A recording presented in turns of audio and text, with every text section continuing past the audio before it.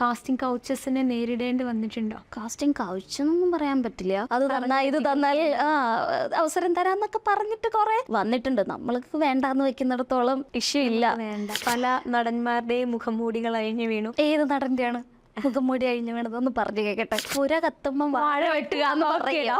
കിട്ടിയ അവസരത്തിൽ വെള്ളിക്കരി മുതലാക്കി. കൂടുതൽ പേരും അവർക്കുണ്ടായിട്ടുള്ള ബുദ്ധിമുട്ടുകൾ തുറന്ന് പറയണം എന്ന് തന്നെയാണ് എൻ്റെ അഭിപ്രായം. ഇങ്ങനൊരു ചർച്ച നടക്കുന്നത് നല്ലത് തന്നെയാണ്. ഒരു റെവല്യൂഷനാണിത്. റീസെൻ്റ്ലി ഒരു തമിഴ് പടത്തിന്, മലയാളം അല്ല തമിഴിലും ക്ലീൻ പ്രൊജക്റ്റ് അല്ല എന്ന് പറഞ്ഞ് കോണ്ടാക്ട് ചെയ്തിട്ടുണ്ട്. വേണ്ടാന്ന് പറഞ്ഞു. നമുക്ക് വേണ്ടാന്ന് പറയാൻ ഓപ്ഷൻ ഉണ്ട്. കയറി പോകാൻ കുറച്ച് പാടായിരിക്കും എന്നുള്ളത് ഒരു സത്യമാണ്. അലിൻ ജോസ് പെരേരയായിട്ടുള്ളൊരു കോണ്ടാക്ട് ഉണ്ടോ പുള്ളിയായിട്ട്? അവനിടയ്ക്ക് ഇൻസ്റ്റയിൽ മെസ്സേജ് അയക്കും. പാവല്ലേ എന്ന് പറഞ്ഞ് റിപ്ലൈ കൊടുക്കാറുണ്ട്.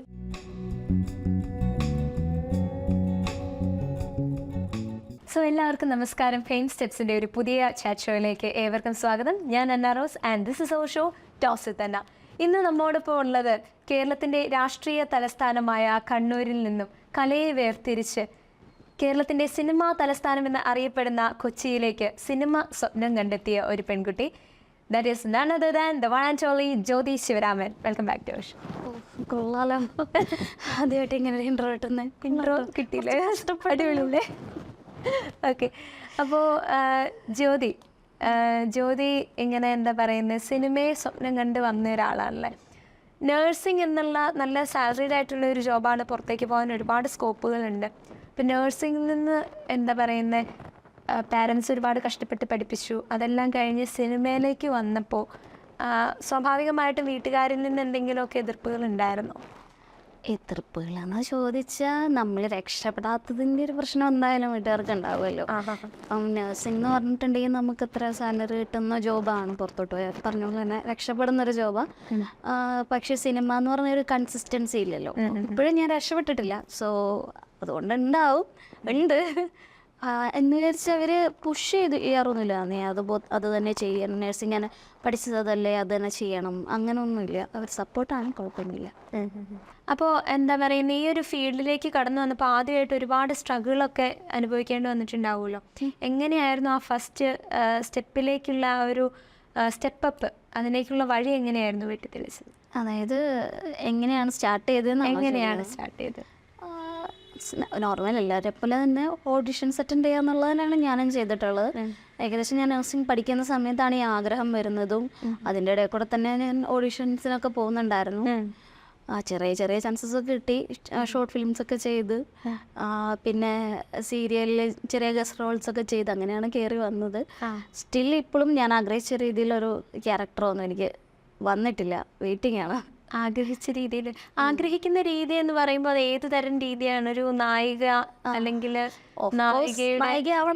സോറി, അതായത് ഓഫ് കോഴ്സ് ആർക്കാണെങ്കിലും നായിക ആവണമെന്നുണ്ടാവുമല്ലോ. എനിക്കും ആഗ്രഹമൊക്കെ ഉണ്ട്.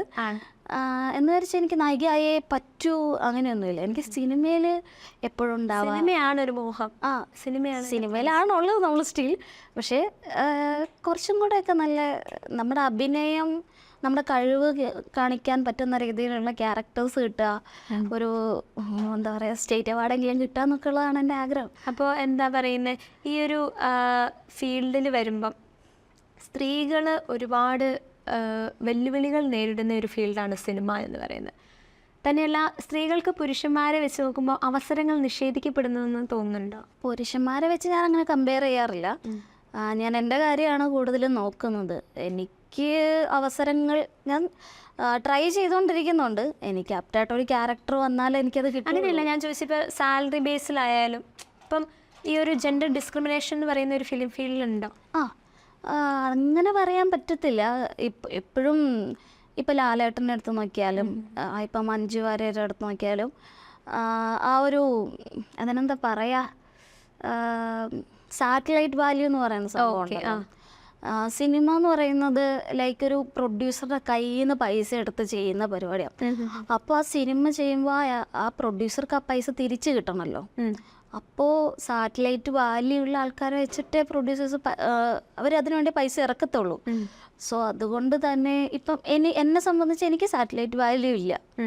അപ്പം എനിക്ക് ഇത്ര രൂപ വേണം എന്ന് പറഞ്ഞിട്ട് എനിക്കിപ്പോൾ 1,00,000 രൂപ തരണം എന്നൊക്കെ പറയാൻ ഞാനായിട്ടില്ല. എൻ്റെ കാര്യമല്ല, അതുപോലെ ഓരോ ആക്ടേഴ്സിൻ്റെയും കാര്യം ഞാൻ പറഞ്ഞതാ. ഇപ്പം നമ്മുടെ നമ്മുടെ വാല്യൂവിനനുസരിച്ചിട്ട് അതിന് പാടൊന്നുമില്ല പെണ്ണൊന്നുമില്ല. ഇപ്പം ലാലേട്ടന് കിട്ടുന്ന ഒരു എമൗണ്ട് തുടക്കക്കാരനായിട്ടുള്ള ഒരു ആക്ടർക്കും കിട്ടൂലല്ലോ. സോ അതിന് എനിക്കങ്ങനെ ഒരു ജെൻഡർ ഡിസ്ക്രിമിനേഷൻ ആയിട്ട് എനിക്ക് വലിയ തോന്നാന്നുള്ളതല്ല, അതിനെ കമ്പയർ ചെയ്യുമ്പോൾ അതിനങ്ങനെ വിലയിരുത്താൻ പറ്റില്ല എന്നുള്ളതാണ് വാസ്തവം. ഓക്കെ. അപ്പോൾ ഈ മുൻപൊരിക്കലും നയൻതാര മാമിൻ്റെ ഒരു ഇൻ്റർവ്യൂവിൽ പറഞ്ഞു, മാമിൻ്റെ ഒരു ഇൻ്റർവ്യൂവിൽ മാം തന്നെ പറഞ്ഞതാണ്, ഞാൻ സിനിമയിലേക്ക് വന്നപ്പോൾ വളരെ ചബ്ബിയായിരുന്നു, പക്ഷേ അതിന് ശേഷമാണ് ഞാൻ റിയലൈസ് ചെയ്തത് ഓക്കെ സിനിമയിൽ ഒരു കൺസിസ്റ്റൻസി കിട്ടണമെങ്കിൽ വളരെ മെലിഞ്ഞിരിക്കുന്നവർക്കാണ് മുൻഗണന. അപ്പോൾ ഈ ഒരു കോൺസെപ്റ്റ് വല്ലാണ്ട് ഫിലിം ഫീൽഡിലേക്ക് വന്നിട്ടുണ്ടെന്ന് തോന്നുന്നുണ്ടോ? അങ്ങനെ ഒരു അതായത് ഫിഗർ ബേസ് ആണ് ഒരു നായികേനെ നിശ്ചയിക്കുന്നത് എന്ന്. എന്തായാലും ഒരു ഫിഗർ വേണമല്ലോ, ഒരു ആക്ട്രസ് ഹീറോയിൻ എന്നുള്ള ഒരു ഇതിൽ ഒരു ഫിഗർ എന്തായാലും വേണം. പിന്നെ ചില ക്യാരക്ടേഴ്സിന് അത് വേണ്ടാത്തതുണ്ടാവും. ഇപ്പൊ ഒരു ചബ്ബി ക്യാരക്ടറായിട്ടുള്ള ഒരു ഹീറോയിൻ വേണം എന്ന് പറഞ്ഞാൽ, ഫോർ എക്സാമ്പിൾ ഹൻസിക ഒരു പടത്തിലുണ്ടല്ലോ, പടം ഓർമ്മയുണ്ടോ? ദൃശ്യമാണോ? ഹൻസികയുടെ ഒരു പടം ഉണ്ട്, നമ്മുടെ എങ്കേയും കാതലോ അങ്ങനെ ഏതൊരു പടം. അതില് ഹൻസിക ഭയങ്കര ചബ്ബിയല്ലേ? ഹൻസിക അപ്പൊ നല്ല ഭംഗിയല്ലേ പുള്ളിക്കാരി? ചബ്ബി ആയിട്ടിരിക്കുന്നത് ബ്യൂട്ടി തന്നെയാണ്. ബ്യൂട്ടി അല്ലാന്ന് പറയുന്നില്ല, പക്ഷെ എന്താന്ന് പറഞ്ഞാൽ വണ്ണം കൂടുന്നത് നായികമാരുടെ ചാൻസ് കുറയ്ക്കുന്നു എന്നുള്ള ഒരു പൊതുവായ ധാരണയുണ്ട്. ജ്യോതി ശിവരാമന്റെ വ്യൂ പോയിന്റിൽ അത് ശരിയാണോ എന്നുള്ളത്? ആക്ച്വലി നമുക്കൊരു നല്ല ഫിഗർ ഉണ്ടെങ്കിൽ നല്ലതാണ്. ആക്ച്വലി പേഴ്സണലായിട്ടും നല്ലതാണ്, പ്രൊഫഷണലായിട്ടും നല്ലതാണ്.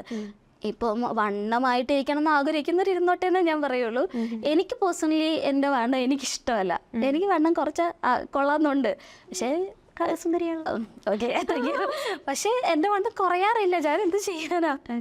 കുറച്ച് വണ്ണമൊക്കെ കുറച്ച് ഓഫ്കോഴ്സ് ഇപ്പോൾ ഫോർ എക്സാമ്പിൾ വണ്ണത്തേക്കാളുപരി നമുക്ക് മോഡേൺ ഡ്രസ്സൊക്കെ ഇടുമ്പോൾ കുറച്ച് വയറൊക്കെ ഉണ്ടെങ്കിൽ ഇപ്പോൾ വണ്ണം വെക്കുമ്പോൾ മെയിനായിട്ട് എങ്ങനെയാണ് നമ്മുടെ വയറ് ചാടും, ഹിപ്പ് ചാടും.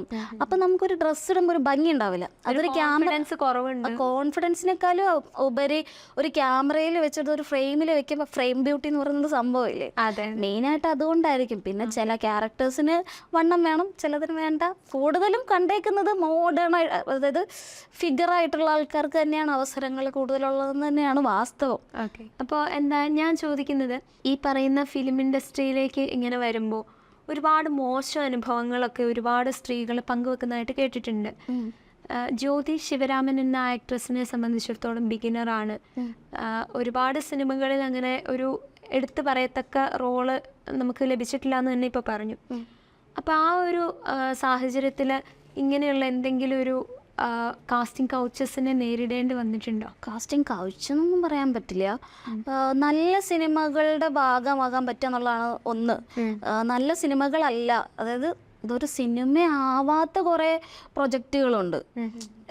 ഫോർ എക്സാമ്പിൾ ഇപ്പോൾ ഒരു ബിഗിനർ ആകുന്ന സമയത്ത് എന്താ പ്രശ്നം എന്ന് വെച്ചിട്ടുണ്ടെങ്കിൽ നമുക്ക് അറിയില്ല സിനിമ ഏതാണ് റിയൽ ആയിട്ടുള്ള സിനിമ, ഏതാണ് ഉടായിപ്പ് സിനിമ, നമുക്ക് അറിയാൻ പറ്റത്തില്ല.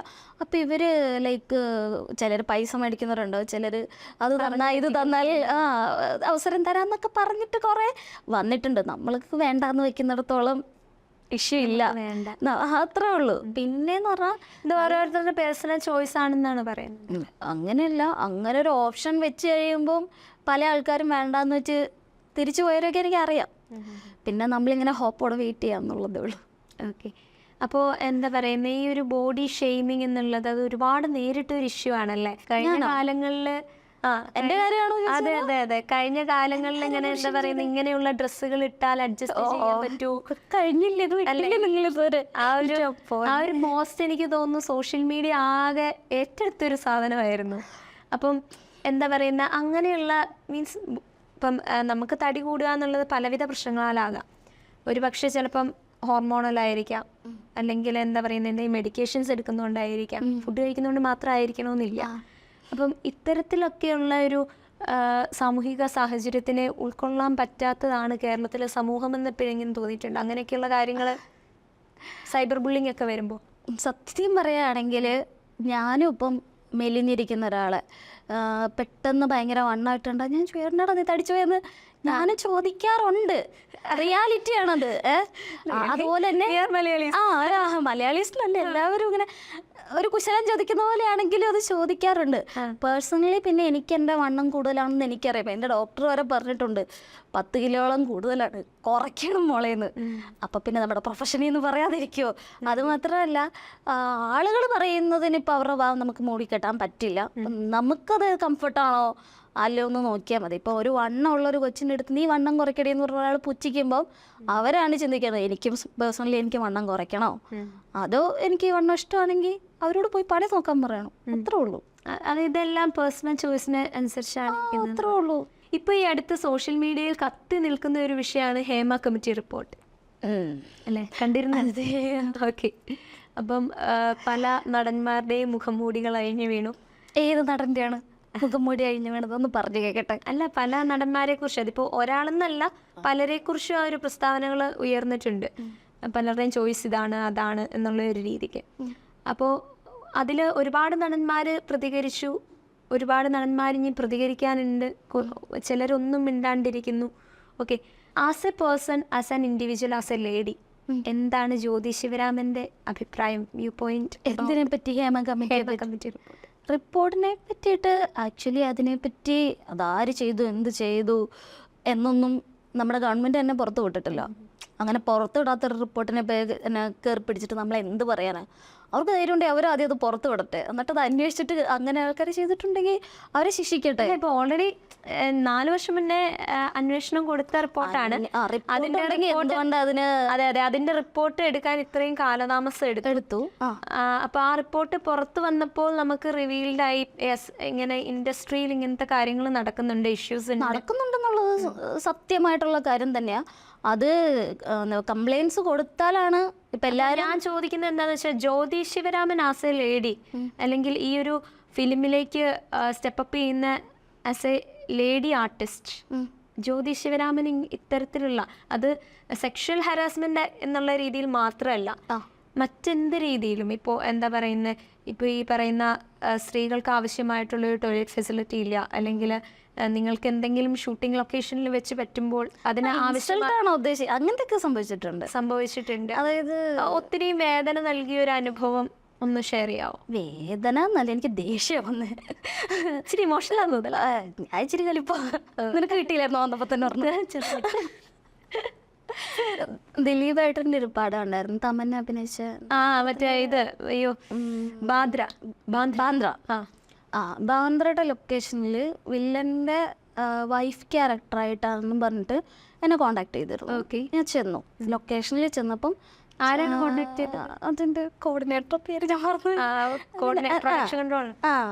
കൺട്രോളർ അല്ല, എന്നെയും താഴെയുള്ള ആളാണ് വിളിച്ചിട്ടുള്ളത്. അപ്പൊ എൻ്റെ അടുത്ത് അതൊരു ക്യാരക്ടറുകളാണ്, പക്ഷെ നമുക്ക് പേയ്മെന്റ് ഒക്കെ കുറവായിരിക്കും, പോയി ചെയ്ത് നോക്ക് എന്ന് പറഞ്ഞിട്ടാണ് എന്നെ വിട്ടത്. ഞാൻ അവിടെ സെറ്റ് ചെന്ന് കഴിഞ്ഞാൽ ആദ്യം തന്നെ അവിടെ വെയിലത്ത് കുറേ നേരം എന്നെ കുത്തിപ്പിടിച്ച് നിർത്തി. അവിടെ കുറേ പേര് നിന്ന്. ഞാൻ അത് കഴിഞ്ഞിട്ട് ഞാൻ കുറച്ച് വെള്ളം ചോദിച്ചപ്പോൾ അവരിങ്ങനെ വെള്ളം കുപ്പി എടുത്തിട്ട് ഈ ക്യാരവാനിലേക്ക് പോകുന്നുണ്ടായിരുന്നു. അപ്പം ഞാൻ എനിക്കൊരു കുപ്പി വെള്ളം തരുമോയെന്ന് ചോദിച്ചു. അപ്പം വെള്ളം ഇപ്പം അയ്യോ ചീത്ത പറയും, ഇത് ക്യാരവാനിൽ കൊടുക്കാനുള്ളതാണ്, ശ്രദ്ധിച്ചിട്ട്, അതായത് അവർ ആരും കാണാതെ കുടിക്കണേന്ന്. അപ്പം ഞാൻ ഒന്നും മിണ്ടാണ്ട് അത് മേടിച്ച് കുടിച്ചേ വെള്ളം.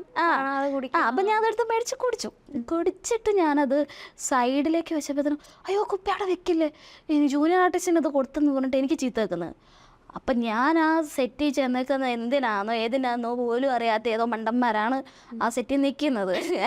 ഞാൻ ഒന്നും മിണ്ടിയില്ല. അപ്പം തന്നെ ഒരു ഊബറും വിളിച്ച് എൻ്റെ വീട്ടിലേക്ക് പോയി.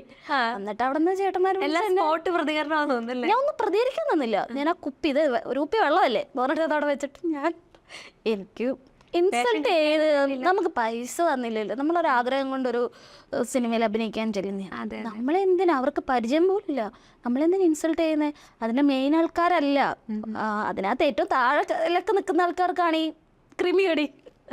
അങ്ങനെ അനുഭവം എനിക്ക് ഉണ്ടായിട്ടുണ്ട്. ഞാൻ അപ്പം തന്നെ പോന്നു. അവിടെ നിന്ന് പോന്ന് ഇത് കഴിഞ്ഞിട്ട് ചേട്ടൻ എന്നെ അവിടെ നിന്ന് വിളിച്ചിട്ട് സോറിയൊക്കെ പറഞ്ഞു.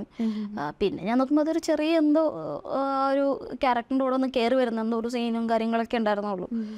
ഞാനത് വലിയ കാര്യമൊക്കെയില്ല. ഞാൻ നോക്കിയിട്ട് അത് വേറെ ആരും ചെയ്തും കണ്ടില്ല ആ സിനിമയിൽ.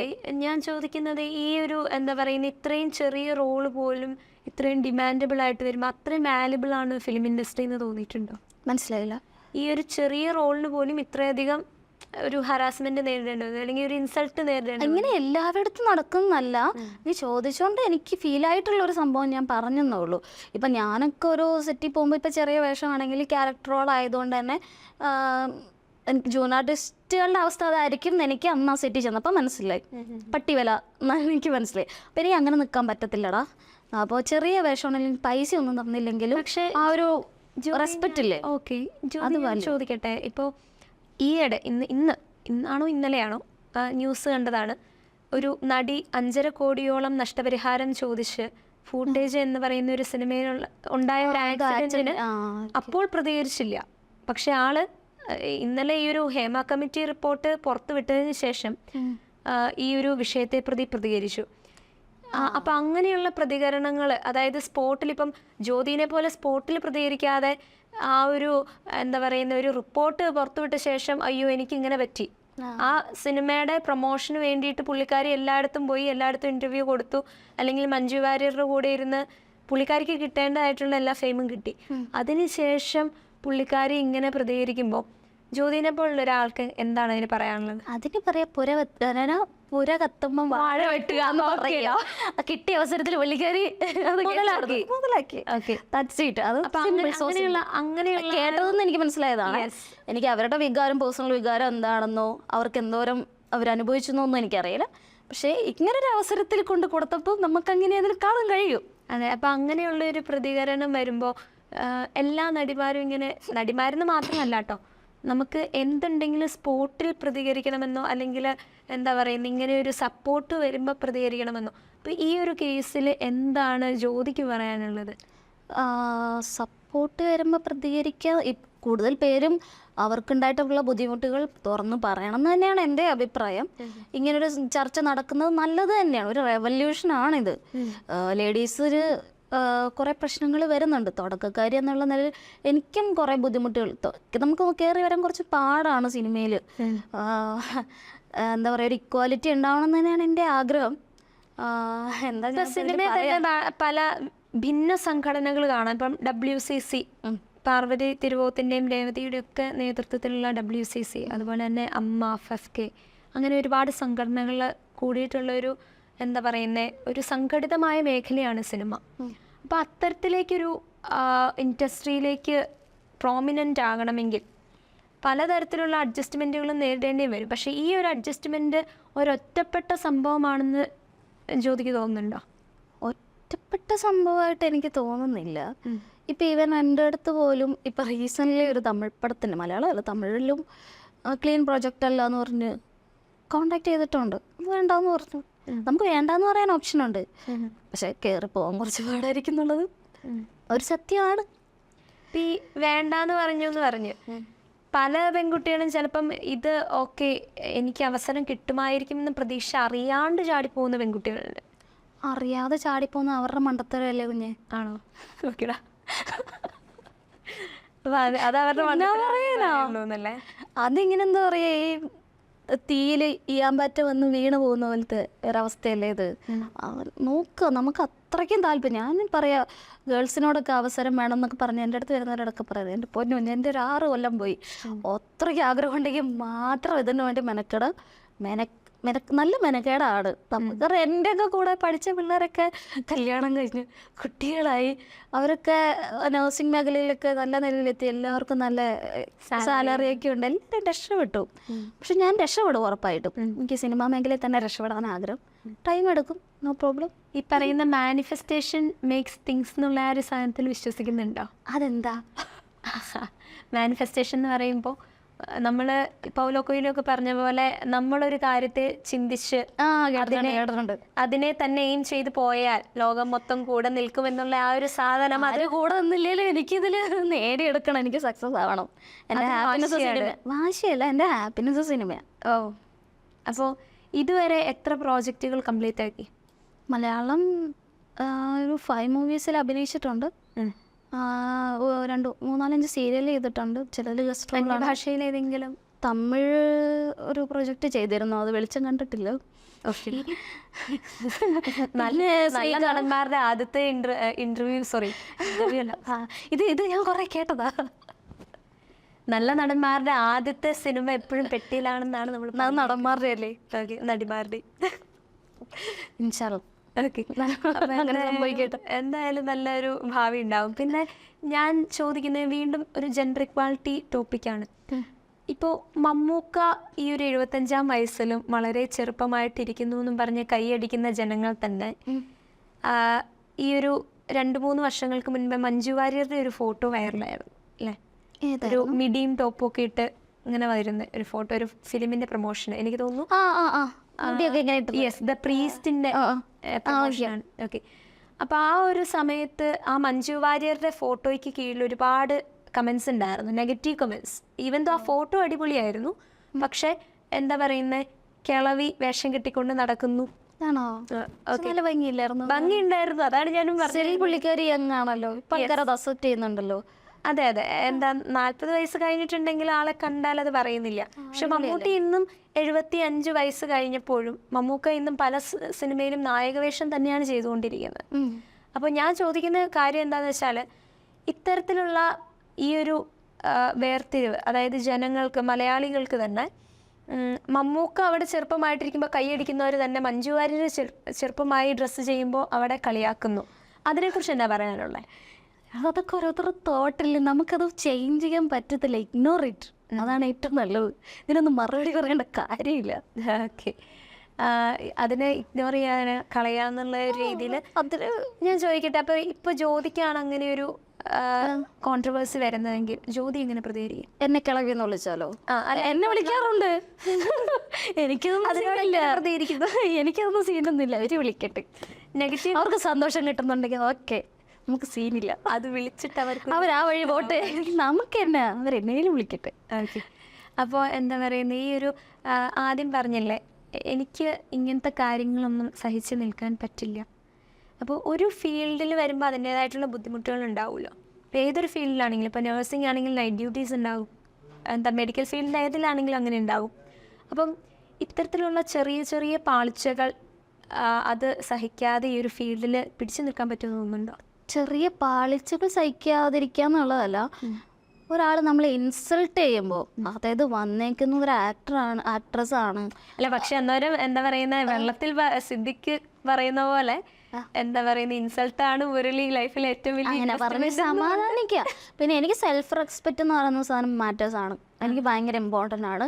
ഞാനത് കൊടുക്കുകയും ചെയ്യും. തിരിച്ചെനിക്ക് കിട്ടിയില്ല, ഞാൻ അവരോട് ചൂടാവാനോ ഒന്നിനും നിന്നിട്ടില്ല. എനിക്ക് പറ്റുന്നുണ്ടായിരുന്നില്ല ആ സാഹചര്യത്തിൽ അവിടെ നിൽക്കാൻ. മൈൻഡ് ഓക്കെ അല്ല, ഞാൻ പോകുന്നു. അവർക്കും ഞാനെന്ന വ്യക്തി വലിയ ഇമ്പോർട്ടൻ്റ് ആയിരുന്നില്ല. ഞാനവിടെ ഇല്ലാന്ന് ഓർത്ത് അവിടെ ഒന്നും സംഭവിച്ചിട്ടുമില്ല. മനസ്സിലായോ? എനിക്കേ പോയിട്ടുള്ളൂ, എനിക്ക് ഒരു ക്യാരക്ടർ പോയി എൻ്റെ. പക്ഷേ ഞാൻ സെൽഫ് റെസ്പെക്റ്റ് എന്നുള്ള അതൊരു എന്താ പറയുക, എനിക്കത് ഇപ്പോഴും ആലോചിക്കുമ്പോൾ ഒരു ഭയങ്കര ഒരു ബുദ്ധിമുട്ടാണ്. അങ്ങനെയൊക്കെ ഞാൻ ആരെയും എന്തായാലും അങ്ങനെ ഇൻസൾട്ട് ചെയ്യില്ല, ഞാനിപ്പോൾ എവിടെ എത്തിയാലും. സിനിമ എന്നുള്ള ഒരു മേഖല എന്ന് പറയുന്നത് അതിൻ്റെ ഫെയിമിനെ അട്രാക്ട് ചെയ്തിട്ടാണ്. എന്തായിരുന്നു അതിലേക്ക് അട്രാക്ട് ചെയ്യേണ്ട ഫാക്ടർ? ഫെയിം അട്രാക്ട് അത് ആക്ച്വലി ഞാൻ ചിന്തിച്ചില്ല. എനിക്കിങ്ങനെ ആക്ട്രസ് ആവണം, കുറേ അഭിനയിക്കണം, അവാർഡ്സൊക്കെ കിട്ടണം, ആ ഒരു ഹാപ്പിനെസ്. പിന്നീട് ഇതിലേക്ക് വന്ന് നമ്മൾ കുറച്ച് ആൾക്കാർ അറിയാൻ തുടങ്ങിയപ്പോഴാണ് അതും കുഴപ്പമില്ല, ഒരു ഹാപ്പിനെസ് ഉണ്ട്. ആൾക്കാർ നമ്മൾ ജ്യോതിയിലെ ചോദിക്കുമ്പോൾ ഒരു സന്തോഷമുണ്ട്. That's it. അങ്ങനെ ഫെയിം അങ്ങനെയൊന്നുമില്ല.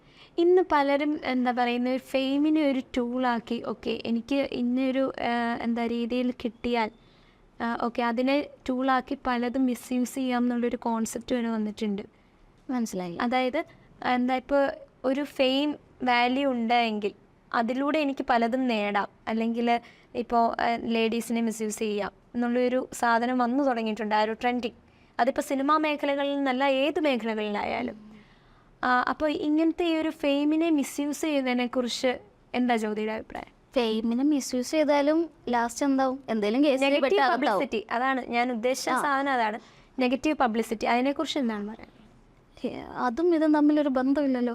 ഫെയിമിനെ ദുരുപയോഗം ചെയ്തതിനെ പറ്റിയല്ലേ ചോദിച്ചേ? അതെ അതെ, ഫെയിമിനെ ദുരുപയോഗം ചെയ്യുക, അതായത് ലേഡീസിനെ മെസ്സേജ് അയക്കുക, അതല്ലേ ഉദ്ദേശിച്ചത്? അങ്ങനത്തെ പരിപാടികളല്ലേ? അത് എന്താ പറയാ, ലൈക്ക് ലാസ്റ്റ് അവനവൻ തന്നെ വഴിയാവുന്ന പരിപാടിയാ. ചെയ്തിരുന്ന അവനവന് കൊള്ളാം. ഇന്ന് ഞാൻ ചോദിക്കുന്നത്, നടന്മാരെന്നുള്ള രീതിയിൽ പലരും ഇങ്ങനെ ഒരു എന്താ പറയുന്നത് മിസ്യൂസ് ചെയ്യുന്നുണ്ടെങ്കിലും അതും പലരും ഒരു ക്രെഡിറ്റ് ആയിട്ട് കൊണ്ടു നടക്കുന്നവരുണ്ട്. ആണുങ്ങൾ അങ്ങനെയാണല്ലോ. ഞാൻ ഫെമിനിസ്റ്റ് ആയി പോകും ഇങ്ങനെയൊക്കെ സംസാരിച്ചാൽ. ഞാൻ അങ്ങനെയാണ് മനസ്സിലാക്കുന്നത്. അവർക്കൊരു സദസ്സിലിരുന്ന് അങ്ങനെ പറയാൻ ഭയങ്കര ഇഷ്ടമുള്ള ആൾക്കാരാ. ഞാനിതൊന്നും മൈൻഡ് ചെയ്യാറില്ല സത്യത്തിൽ. ഓക്കെ, അത് സ്ത്രീനെ ഒരു ഒബ്ജക്റ്റിഫിക്കേഷൻ വരുന്നു എന്നുള്ള നോർമലി നമ്മൾ ഗേൾസ് അങ്ങനെ ഇരുന്ന് ഒരിക്കലും സംസാരിക്കത്തില്ലല്ലോ. പക്ഷെ ജെൻസ് സംസാരിക്കാറുണ്ട്. എൻ്റെ തന്നെ ഫ്രണ്ട് സർക്കിളിൽ അങ്ങനെ സംസാരിച്ചിട്ട് എൻ്റെ ഒരു ഫ്രണ്ട് വന്നിട്ട് ആ ഫ്രണ്ട്ഷിപ്പ് സ്റ്റോപ്പ് ചെയ്യണം, മോശമാണെന്ന് പറഞ്ഞ് എനിക്ക് അങ്ങനത്തെ ഒക്കെ ഇതുണ്ടായിട്ടുണ്ട്. അതുകൊണ്ട് എനിക്കറിയാം നമ്മൾ എത്ര നന്നായിട്ട് നടന്നാലും നമ്മളെ പറയാൻ ആൾക്കാരുണ്ടാവും. അതും ഞാൻ കെയർ ചെയ്യാറ്. അങ്ങനെയുള്ള എക്സ്പീരിയൻസ് ഉണ്ടായിട്ടുണ്ടാവും. എല്ലാത്തിനും എക്സ്പീരിയൻസ് ഉണ്ട്. മുന്നേ എല്ലാത്തിനും എക്സ്പീരിയൻസ് ഉണ്ട്.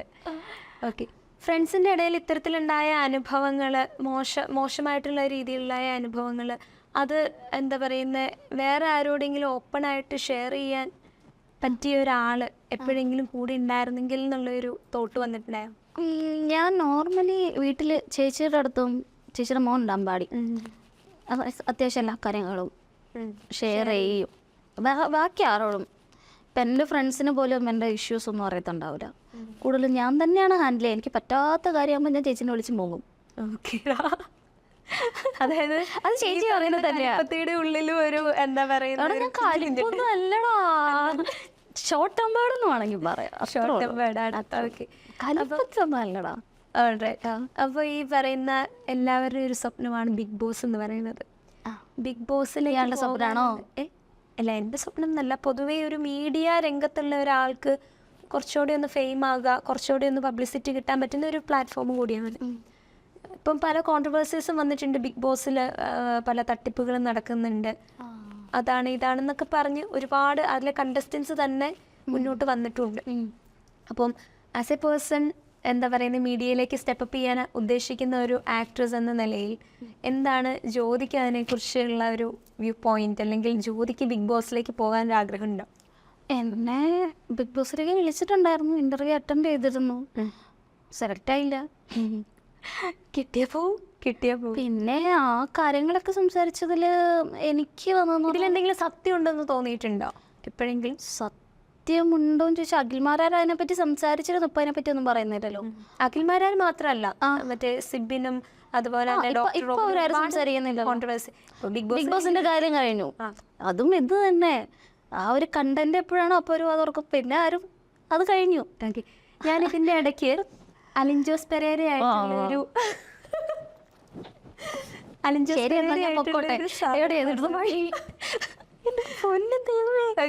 അപ്പോൾ പുള്ളിയായിട്ടുള്ളൊരു കോണ്ടാക്ട് ഇപ്പോഴും എങ്ങനെയാ? എന്ത് കോണ്ടാക്ട്? ഒരു കയ്യബദ്ധം. എന്തായാലും നിങ്ങൾ അവനെ പിടിച്ചോടെ ഇന്റർവ്യൂ ചെയ്തായിരുന്നല്ലോ, എങ്ങനെ ഉണ്ടായിരുന്നു എക്സ്പീരിയൻസ്? അല്ല, ഞാനല്ല ഇന്റർവ്യൂ ചെയ്തു. ഓക്കെ, ശരിയാ. ഓക്കെ, അപ്പോൾ അലിൻ ജോസ് ആയിട്ടുള്ളൊരു എന്താ പറയുന്ന ആ ഒരു ഇഷ്യൂ ഉണ്ടായതിന് കാരണം എന്തായിരുന്നു? ചേട്ടാ അത് കഴിഞ്ഞിട്ട് ഒരു വർഷമായടാ, ഇനി അത് കുത്തി പൊക്കണ്ട. പൊന്നു, അതെനിക്ക് ഒരു അബദ്ധം പറ്റിയതാ. ആ സമയത്ത് എന്ന് പറഞ്ഞിട്ടുണ്ടെങ്കിൽ നമ്മുടെ ഈ നെഗറ്റീവ് പബ്ലിസിറ്റി ഒന്നും അത്ര സ്റ്റാർട്ടിങ് ആണ് ഇതായിട്ടില്ല. അതായത് സോഷ്യൽ മീഡിയയിൽ ഇങ്ങനെ നെഗറ്റീവ് ആയിട്ടുള്ള കാര്യങ്ങളൊന്നും അങ്ങനെ പബ്ലിസിറ്റി ആയിരുന്നില്ല. അപ്പോൾ ഞാൻ നോർമലി പടം കാണാൻ പോയ സമയത്ത് പത്മിനി എന്ന് പറഞ്ഞിട്ടുള്ള പടമാണെന്ന് തോന്നുന്നു, ചാങ്കോച്ചൻ്റെ പടമാണ്. അപ്പോൾ അത് കാണാൻ വേണ്ടിയിട്ട് ചെന്ന് തിയേറ്ററിൽ പോയ സമയത്താണ് ഇവൻ ഈ കിടന്ന് ഈ പേക്കുത്ത് കാണിക്കുന്ന കണ്ടേ. അപ്പം സ്വതവേ എനിക്ക് ഇങ്ങനത്തെ എന്തെങ്കിലുമൊക്കെ കോപ്പറായൊക്കെ കണ്ടറിയാണ്ട് ഇങ്ങനെ ആ ഉള്ളിലുള്ള സത്വബോധം അങ്ങ് അറിയാണ്ട് അങ്ങ് വന്നു പോയത് എൻ്റെ വായിന്ന്, അത്രേ ഉള്ളൂ. പിന്നെ അവിടെ കയ്യടി, അവിടെയുള്ള ആൾക്കാരൊക്കെ, അതായത് എൻ്റെ അതേ ഫീലായിരുന്നു എല്ലാവർക്കും. അതിന്റെ പേരിൽ എന്തെങ്കിലും സൈബർ ബുള്ളിങ് നേരിടേണ്ടി വന്നിട്ടുണ്ട്? എനിക്കല്ല, അവന് കുറെ അന്ന് തൊട്ടാണ് അവന് കിട്ടാൻ തുടങ്ങി, എപ്പോഴും കിട്ടിക്കൊണ്ടേയിരിക്കുന്നു. അപ്പൊ എനിക്ക് കുറെ പേര് മെസ്സേജ് അയച്ചായിരുന്നു. പുള്ളി അത് എൻജോയ് ചെയ്യുന്നുണ്ട്, അത് വേറൊരു തരം ജീവി. മനുഷ്യനകത്ത് കോണ്ടാക്ട് ഉണ്ടോ പുള്ളിയായിട്ട്? അവനിടയ്ക്ക് ഇൻസ്റ്റയിൽ മെസ്സേജ് അയക്കും, പാവല്ലെന്ന് പറഞ്ഞ് റിപ്ലൈ കൊടുക്കാറുണ്ട്. മറ്റേ ഉറവശി പറയുന്ന പോലെ പാവല്ലേ, നമ്മളൊന്നും നോക്കണ്ട. അങ്ങനെയല്ല, ശരിക്കും അവനൊരു ഭാവമായിട്ട് എനിക്ക് ഫീൽ ചെയ്തിട്ടുണ്ട്. ഓക്കെ. ആ പിന്നെ അവനെന്നെ പേടിയാ, അത് കാരണം വന്ന് മിണ്ടത്തൊന്നുമില്ല, ഭയങ്കര പേടിയാ. ഇടയ്ക്ക് വന്ന് സെൽഫി ഒക്കെ എടുത്തിട്ട് ചേച്ചി ഒരു സെൽഫി എടുത്തോട്ടെ എന്നൊക്കെ ചോദിച്ചൊന്ന് എടുത്തിട്ട് വീണ്ടും പോകും. എന്നിട്ട് ഞങ്ങൾ നല്ല ഫ്രണ്ട്സാ എന്നൊക്കെ പറഞ്ഞിടും. ഏതൊക്കെ ഇന്റർവ്യൂ പോയിരുന്നു പറയുന്നുണ്ടായിരുന്നു, എല്ലാവരും എനിക്കിത് അയച്ചു തരും. അന്നേരം എനിക്കിങ്ങനെ തോന്നും, ദൈവമേ ഞാൻ എന്തിനാണ് അവിടെ പ്രതികരിച്ചത്. പ്രതികരിക്കുന്നത് ഒരു ചില സമയത്ത് പണി കിട്ടാണ് തോന്നിയിട്ടുണ്ടോ? തെറ്റെന്നല്ല, വേണ്ടിയിരുന്നില്ല. ഇതും കണ്ടിട്ട് ഇനി അവൻ അടുത്ത ഇത് കൊടുക്കും, ജ്യോതിഷീരാമൻ അങ്ങനെ പറഞ്ഞെന്നും പറഞ്ഞ് പൊന്നു കുഞ്ഞേ.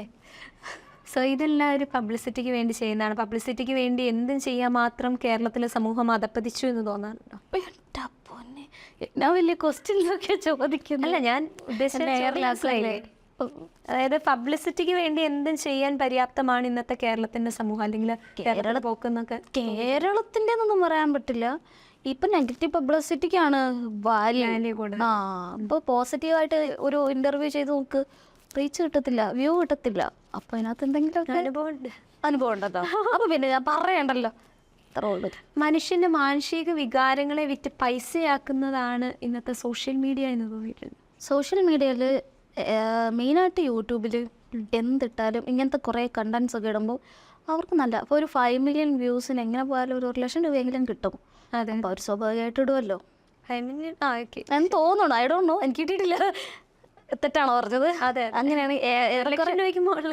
ആണല്ലേ, കുറഞ്ഞു പോയിട്ടുള്ളൂ ഇപ്പം ഞാൻ പറഞ്ഞത്. ആ ഓക്കെ. അപ്പം എൻ്റെ തന്നെ വീഡിയോസൊക്കെ ഫേസ്ബുക്കിലൊക്കെ 5 മില്യൺ അടിക്കുന്ന കാണുമ്പോൾ എനിക്ക് ഇങ്ങനെ ആഗ്രഹം തോന്നാറുണ്ട്, ദൈവമേ ഞാനിട്ട വീഡിയോക്കൊന്നും കിട്ടുന്നില്ലല്ലോ, എനിക്ക് പൈസയൊന്നും കിട്ടുന്നില്ലല്ലോ എന്ന്. ഈ ഒരു ഫീൽഡിലേക്ക് വന്നപ്പോൾ ഇപ്പം എപ്പോഴും എല്ലാവരും പറയുന്ന ഒരു കാര്യമാണ്, സ്ത്രീകൾക്ക് പോകാൻ പറ്റാത്ത ഒരു ഫീൽഡാണ് സിനിമ, അല്ലെങ്കിൽ സ്ത്രീകൾ അത് സിനിമ ഫീൽഡിൽ മാത്രമേ ഉള്ളൂ എന്ന് തോന്നിയിട്ടുണ്ടോ? കൂടുതൽ ഇവിടെയാണ്, സിനിമ ഫീൽഡിലാണ്. മറ്റ് ഫീൽഡുകളിലൊന്നും എല്ലാ ഫീൽഡും എനിക്കറിയില്ലെങ്കിലും ഇപ്പം ആസ് എ നഴ്സ് എന്ന് പറയുന്ന ഒരാൾക്ക് നീ വന്ന് കൂടെ കിടക്ക്, നിനക്ക് ഞാൻ പറയേണ്ട കാര്യം വരുന്നില്ല, നമുക്ക് പോടാ പുല്ലെന്ന് പറയേണ്ട ആവശ്യം അങ്ങനെ വരുന്നില്ല എന്നുള്ളതാണ് വാസ്തവം. ഏതെങ്കിലും ഒരു ഞരമ്പുണ്ടോ ഡോക്ടർ ഉണ്ടെങ്കിലേ ഉള്ളൂ, മനസ്സിലായോ? ആ ആൾക്ക് കൊടുക്കാനുള്ളത് നമ്മളെ കൊണ്ട് തന്നെ പറ്റും. പക്ഷേ നമ്മൾ നിൽക്കുന്ന ഒരു പ്രൊഫഷൻ എന്ന് പറഞ്ഞാൽ എല്ലാവരും നമ്മളെ കാണുമ്പോൾ, ഇപ്പോൾ പൊതുസമൂഹമാണെങ്കിലും ഇതിനകത്തുള്ളവരാണെങ്കിൽ തന്നെ സിനിമാ നടിയെന്നും പറഞ്ഞാൽ സത്യം പറയാലോ, പച്ചയ്ക്ക് പറയുകയാണെങ്കിൽ വെടിയാ എന്നുള്ള രീതിക്ക് എന്തൊക്കെ തന്നെ കമൻസ് ഞാൻ കണ്ടിട്ടുണ്ട്. ഞാൻ വിഷമിച്ചിട്ടുണ്ട്, ഇപ്പം ഞാൻ മൈൻഡ് ചെയ്യാറില്ല. അങ്ങനെയാണ് സമൂഹം തന്നെ, അങ്ങനെയാണ്. പിന്നെ സിനിമാ ഫീൽഡിലുള്ളവരെ മാത്രം പറയുന്നില്ല, എന്താ കാര്യമല്ലേ? ഇപ്പം നമ്മളൊരു ആക്ട്രസ് ആണെന്ന് പറയുമ്പോൾ തന്നെ ഓക്കെ, അവളെല്ലാത്തിനും റെഡിയാണ്, അങ്ങനെയാണ് സമൂഹം വരെ പറയുന്നത്. അപ്പം പിന്നെ സിനിമാ ഫീൽഡിലുള്ളവരെ കുറ്റം പറയാൻ പറ്റും? ഓക്കെ. ജ്യോതി എന്ന് പറയുന്ന ഒരാളൊരു ആക്ട്രസ് എന്നതിലുപരി ഞാനൊരു വ്ളോഗ് കണ്ടിരുന്നു. ഓക്കെ, ഒരു ട്രാവൽ വ്ളോഗ്, തൊടുപുഴയിലെ ഒരു റിസോർട്ടിൽ ട്രാവലിനെ ഒരുപാട് സ്നേഹിക്കുന്ന ഒരാളാണ്. അല്ലടാ, അതെനിക്ക് പേയ്മെന്റ് വന്ന അവരെനിക്ക് യൂട്യൂബിൽ എന്നെ വിളിച്ചു ചെയ്യാവോ എന്ന് ചോദിച്ചു. ഇപ്പോൾ ഓരോ കണ്ടന്റ് ചെയ്യുന്നതിന് പേയ്മെന്റ് തരാം എന്ന് പറഞ്ഞു. പേഴ്സണലി എനിക്ക് ട്രാവൽ ഭയങ്കര ഇഷ്ടമാണ്. ഞാൻ ആകെ ഇന്ത്യ മാത്രമേ കറങ്ങിയിട്ടുള്ളൂ, ഹിമാലയൊക്കെ പോയിട്ടുണ്ട്. സോളോ ഫ്രണ്ട്സിൻ്റെ കൂടെ പോയിട്ടുണ്ട്. 2019 പോയതാ. ഇപ്പോൾ ഒക്കെ ഈ സൺലൈറ്റ് അലർജി ഇഷ്യൂസൊക്കെ ഉണ്ട്, പോകാനൊന്നും അങ്ങനെ അപ്പം പോകാറില്ല. ഓക്കെ. അപ്പോൾ ഒരുപാട് ആരോഗ്യ പ്രശ്നങ്ങൾ കാരണം ഇവിടെ വന്ന ഒരാളാണ് കേട്ടോ. നമ്മുടെ ആദ്യത്തെ ഇൻ്റർവ്യൂ ഒന്ന് ക്യാൻസലായി പോയി, പക്ഷേ ആളെന്തായാലും നമ്മുടെ ആ ഒരു കമ്മിറ്റ്മെൻറ്റ് കൊണ്ട് ഇവിടെ വരെ വന്ന് സഹായിച്ചു. അപ്പോൾ എനിവേ അതിനൊരു ബിഗ് താങ്ക്സ്. കാരണം നീ ഇടയ്ക്കൂടെ ആ ഒരു ഡെഡിക്കേഷൻ അത് ഞാൻ സമ്മതിച്ചു തന്നു. കാരണം 2ാമത്തെ പ്രാവശ്യം വിളിച്ചപ്പോൾ എനിക്ക് പേടിയായിരുന്നു. അയ്യോ എടാ, എനിക്ക് സീരിയസ് ആയിട്ട് വയ്യാത്തതുകൊണ്ടാണ്. അതെ, എനിക്കറിയാം. പക്ഷേ ഈ ഒരു ചെറിയ കാര്യത്തിൽ കാണിക്കുന്ന ഡെഡിക്കേഷൻ അത് എത്രത്തോളമാണ് തൻ്റെ ഒരു പാഷനിൽ നിങ്ങൾ ഇൻവെസ്റ്റ് ചെയ്തിട്ടുള്ളതെന്ന് എനിക്കറിയാം. കളിയാകുമൊന്നും അല്ലല്ലോ. അല്ല. ഓക്കെ. അപ്പോൾ എനിവേ താങ്ക്സ്. നമ്മളൊരു ചെറിയ ഗെയിം വെക്കുകയാണ്. അപ്പോൾ നമ്മുടെ ഷോയുടെ പേര് ഞാൻ പറഞ്ഞല്ലോ, ടോസ് വിത്ത് അന്ന എന്നുള്ളത്. അപ്പോൾ നമുക്കൊരു ടോസ് വിത്ത് അന്നായിരുന്നോ? ഞാൻ ടോക്സ് വിത്ത് അന്നാട്ടോ വിചാരിച്ചേ. അപ്പം നൈസ് ആണല്ലോ. നമ്മളൊരു ടോസിലും അതിൽ 2 ഗെയിമാണുള്ളത്. ഒന്ന്, പറയുന്ന കാര്യങ്ങൾക്കെല്ലാം തെറ്റുത്തരം പറയുക. അതെനിക്ക് തോന്നുന്നു ജ്യോതിനെ കൊണ്ട് പറ്റും. ഓക്കെ. പറയുന്ന കാര്യത്തിൽ ഒരു ബന്ധമില്ലാത്ത സാരം പറയാം. ഓക്കെ. ഇപ്പം സാരി നല്ലതാണല്ലോ എന്ന് പറഞ്ഞാൽ ഞാൻ രാവിലെ ചായ കുടിച്ചിട്ട് വന്നേ ഉള്ളൂ, മനസ്സിലായി, ഒരു സാധനം പറയാം. ഓക്കെ. 2ാമത്തെ ഗെയിം ദംഷലാഡ്സ് ആണ്. പഠിച്ചേ. അപ്പോൾ ഏതാണ് ഹെഡും ടെയിലും തീരുമാനിക്കേണ്ടത് പറഞ്ഞു? തെറ്റുത്തരം പറയുന്നതിന് ഹെഡ്, മറ്റേത് ടെയില്. തെറ്റുത്തരം പറയുന്നതിന് ഹെഡ്. അപ്പം നോക്കാം. പോയി. ആ കയ്യിൽ തന്നെ പറഞ്ഞോ? ഓക്കെ. ടെയിലാണ്. ഹെഡല്ലേ? ഇതാണോ ടെയില്? ഞാൻ ഇത് ഹെഡെന്ന് ഓർത്താ പറഞ്ഞേ. ഓക്കെടാ, അപ്പൊ എന്തായാലും ടെയിലാണ് കിട്ടിയിരിക്കുന്നത്. അപ്പൊ നമുക്ക് ദംഷൽ ആർട്സിലേക്ക് പോയാൽ എന്തായാലും ടെയിലാണ് കിട്ടിയിരിക്കുന്നത്. കുറച്ച് നോട്ട്സ് ഉണ്ട്, അപ്പൊ അതിൽ നിന്ന് ഒരെണ്ണം എടുത്തിട്ട് അഭിനയിച്ചായിരുന്നു. അഭിനയിക്കണോ? ആക്ട്രസിനോട് അഭിനയിക്കാൻ പറഞ്ഞാൽ എന്താണ് കേസ്? ഓടോ ഇതെങ്ങനെയാണോ? അതെ, ആ മമ്മൂട്ടിയാണ് കുഞ്ഞത്. ചെറിയ മമ്മൂട്ടീൻ്റെ ചെറുപ്പകാലം. താരാട്ടുപാട്ടോ? ആ മമ്മൂക്ക.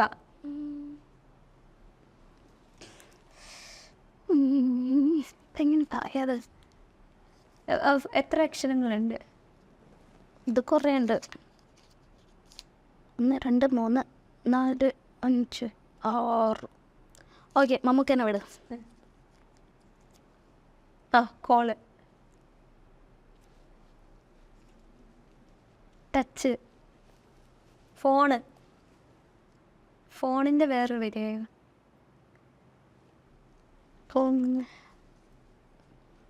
അനന്തമ്മയാണ്. ഫോണ് വേറെ. നെയിം, ഫോണിൻ്റെ വേറെ നെയിം പറയാൻ പോയിക്കണേ. പറഞ്ഞുവിടാ. ഷട്ടാ. ഓക്കേടാ, പൊട്ടിച്ചോളൂ. എന്താണ്? Salalah mobiles. ഇത് മമ്മൂക്കൻ്റെ മോൻ. ഇത് മമ്മൂക്കൻ്റെ മോൻ. അതല്ലേ ഞാൻ ചോദിച്ചത്. ചെറിയ മമ്മൂക്കാന്ന് പറഞ്ഞ ചെറിയ മമ്മൂക്കയാണ് ചെറുതാണെന്നെങ്കിലും പറയാം. ഓക്കെ, മൊബൈൽ ഫോണിൻ്റെ വേറെ മമ്മൂക്കാരെ വിചാരിച്ചിട്ട് ഞാൻ വിചാരിച്ചു മമ്മൂക്ക നായകനായിട്ട്. അത് വിടുന്ന് ഞാൻ പറഞ്ഞു. എന്നിട്ട് അതിനുള്ള ഒരു പണിഷ്മെന്റ് ആയിട്ട് നമ്മളൊരു ചെറിയ പണിഷ്മെന്റ് കൊടുക്കാല്ലേ? പാട്ട് പഠിക്കുക. ഏത് പാട്ട് പാടുന്നത്? നമുക്ക് ഇഷ്ടമുള്ള പാട്ട്. മലയാളം പാട്ട് ഏതെങ്കിലും ഇഷ്ടമുള്ള പറ. എനിക്കിഷ്ടമാണ് കണ്ണാടി കൂടും കൂട്ടി. കണ്ണാടി കൂടും കൂട്ടി. ഓക്കെ, ചോദിക്കണ്ടായിരുന്നു പുല്ല്.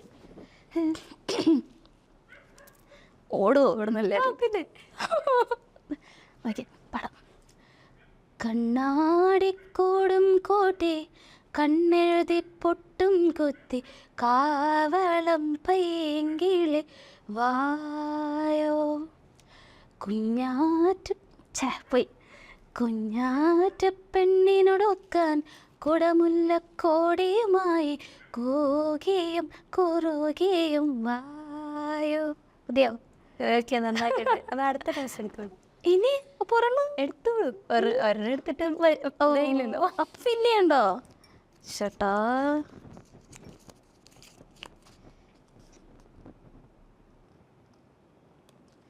എനിക്ക് ഡാൻസായിട്ട് കളിക്കാൻ അറിയത്തില്ല.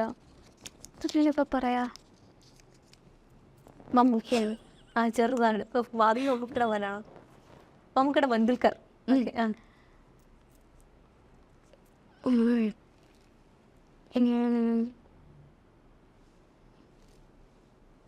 ബിൽക്കർ കയറി പോവാണ്.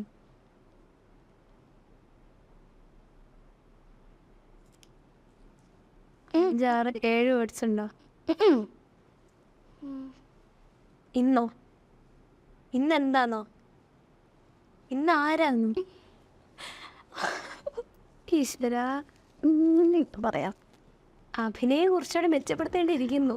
നീ അഭിനയിക്കാനെന്നാ എനിക്കൊരു ഇത് പറ. ഒരു ക്യാരക്ടർ, അതായത് ഇന്നത് ചെയ്യണമെന്നോ അങ്ങനെ എന്തെങ്കിലും പറ. എനിക്ക് ഈ പരിപാടി എനിക്ക് അറിയത്തില്ലാത്തോണ്ടാ. ഇതാണ് അഭിനയം. ഈ ഒരു പരിപാടി എനിക്ക് അറിയത്തില്ലടോ. നമുക്ക് വേറെ എന്തെങ്കിലും കളിച്ചല്ലോ. ഇത് ഫെയിലായി. ഏതായിരുന്നു ഇത്? എങ്ങനെ ഞാൻ പറയൂ? ബാംഗ്ലൂർ ഡേയ്സ്. എനിക്ക് അറിയത്തില്ലെന്ന് പറയാ. ബാംഗ്ലൂർ ഡേയ്സ്. ഇന്നെന്താ? ഇന്നാണോ? അതേസമയം നീ എന്നോട് പറയാണ് ഇന്ന സാധനം അഭിനയിക്കാൻ പറഞ്ഞു. ഞാൻ അഭിനയിച്ച് തകർക്കും. എനിക്കും ഗുണം ഉണ്ടാവും. വേണമെങ്കിൽ ഒരു പ്രൊഫൈൽ കേട്ട് കൊടുക്കാം. വേണമെങ്കിൽ ഇതൊന്നുകൂടെ കട്ട് ചെയ്തിട്ട് നമുക്ക് അങ്ങനെ കളിക്കാം. ഓക്കെ, അപ്പൊ എന്തായാലും നമ്മള് ഇത് വിജയിച്ചില്ല. ജ്യോതിസുല്യ പറഞ്ഞു. എന്നെ കൊണ്ട് പറ്റുന്നില്ല. ഇത് കണ്ടിട്ട് എനിക്ക് അഭിനയിക്കാൻ അറിയില്ല എന്നൊന്നും തെറ്റിദ്ധരിക്കരുത് കേട്ടോ. അപ്പൊ ഇല്ല, ഞാനൊരു കാര്യം, ഒരു ക്യാരക്ടർ ഞാൻ പറഞ്ഞു, കാ വെച്ചിട്ട് മാത്രം ഉത്തരങ്ങൾ പറയാം. ഞാൻ പറയുന്ന കാര്യങ്ങൾ. അത് പക്ഷെ തെറ്റരുത്. ഇത് പാളിപ്പോയി ഇനി വേറെ ഗെയിമില്ല. ഓക്കെ ശരി. പിന്നെ നമ്മൾ പാവല്ലേ. ഹെഡ് ആൻഡ് ടോസ് ഇട്ടില്ലല്ലോ. അല്ല ഹെഡ് ആൻഡ് ടോസ് ഇട്ടിട്ട് ഇപ്പോൾ കളി പോയല്ലോ, ടോസ് ഇല്ലാത്ത കളി. ഓക്കെ, അപ്പോൾ എന്തായാലും അതിന് പകരം നമ്മളൊരു ഗെയിം കൊടുക്കാം. കാ വെച്ച് പറയുന്ന എല്ലാത്തിനും കാ വെച്ച് തന്നെ ഉത്തരം പറയാം. ഓക്കെ, മനസ്സിലായോ? അതായത് കാ വെച്ച് മാത്രമുള്ള ചോദ്യങ്ങൾക്ക് എന്താ പറയുക, അതിനനുസരിച്ച് മനസ്സിലായടാ. പറയാം. പേരെന്താണ്? കനക. കനക. കനക എവിടെ നിന്നായിരുന്നു? കാക്കനാട്. കാക്കനാട് ഇന്ന് എന്താണ് ആദ്യമായിട്ട് വന്നപ്പോൾ കണ്ടത്? കറുത്ത ഉറുമ്പിനെ കണ്ടു. കറുത്ത ഉറുമ്പിനെ കണ്ടു. ഓക്കെ, കറുത്ത ഉറുമ്പ് കടിച്ചോ? കടിച്ചു. ഓക്കെ, കടിച്ചപ്പോൾ ഉണ്ടായ ഫീലിംഗ് എന്തായിരുന്നു?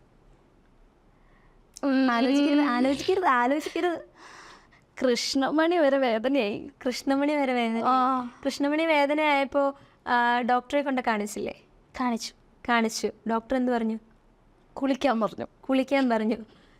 എന്നിട്ട് കുളിച്ചോ? കുളിച്ചില്ല. കുളിക്കാം.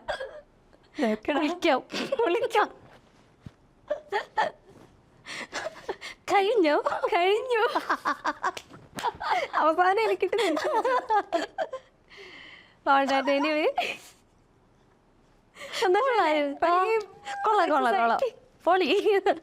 ഓക്കെ, അപ്പോൾ എന്തായാലും thank you for the corporation. ഞാൻ പറഞ്ഞില്ലേ, ഒരുപാട് ഹെൽത്ത് ഇഷ്യൂസൊക്കെ മാറ്റി വെച്ചിട്ട് നമ്മുടെ ഈ ഒരു ഇൻ്റർവ്യൂ അറ്റൻഡ് ചെയ്യാൻ വേണ്ടി മാത്രം ഇവിടെ വന്നതാണ്.